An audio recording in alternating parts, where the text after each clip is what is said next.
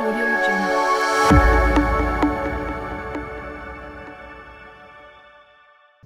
I'm curious, we're going to take a little bit of left turn because I can't not ask you about the Australian market because, I'm sitting here in Minnesota wondering what the future is like in Australia today. And so I gotta ask you, Jackie, what's maybe the same or what's maybe different about what you see in the laundromat industry in Australia versus what you know of the industry in the US? Well, when I went to the US, obviously I've been there a couple of times and we've been around. The laundromats are huge in the US, like it's scale. So everything's huge because you have way more people than we do. So even like caravan parks, like hotels, motels, they are to like the scale is unbelievable compared to what you get in Australia. Interesting. But otherwise, we're doing it all the same? Yep, we do it all the same. Perfect. That's easy. So that it works out better that way, right? Because then when Jennifer and Jackie are working together, you guys are literally speaking the same language. We on all 100% fronts. are. Yeah, I love it. Jennifer, I would love to know. You were talking about how from an early age you weren't afraid to break stuff, right? You were the person who was going to take the thing apart and see how it worked and figure it out. Maybe it took you a little while before you started deciding that you were going to actually put it back together. But I'm curious, along that path, were there people that stand out to you in terms of who maybe supported you and encouraged you in that journey? Because what I didn't hear you say was, I got in big trouble when my dad saw that I took that thing apart. It sounds like people were pretty supportive along the way. Can you talk about that just a little bit?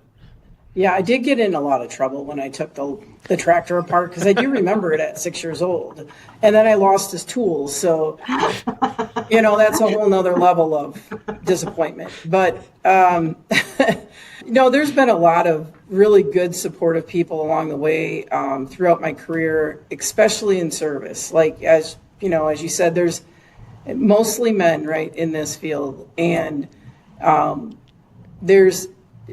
sure, we're going to run into men that are not supportive of us, but obviously someone had to give Jackie and I a start, right? So there's men definitely that encouraged us to move along that journey. One of the ones that I would like to call out is Buck Renteria from Maytag. He's somebody it was in the residential side, but he took a chance on me and never had really a service background. It was always quality manufacturing, and he kind of showed me the ropes. And yeah, you do make mistakes, right? But we all make mistakes in there, and I think helps you relate better to the technicians that are doing it right out there, and everyone's making mistakes. It's just what you learn from it, right? And that you continue to try to learn new things and new ways of doing things. But yeah, I've been really lucky in my career to have some great people behind me to support both men and women. But yeah, there's been a little bit of grace for my mistakes for sure, starting with my father. He did buy a new set of tools, and I can't use them to this day. But yeah, but there is some grace there from everyone out there. Well, I mean, as he should know, the biggest benefit of that whole thing was he got to buy a whole new set of tools. Yeah, I get Christmas gifts now that are tools. So I think that's my sign is like, you're not going to have mine. You're getting them from Harbor Freight, not Craftsman. So if you break them, it's only $2.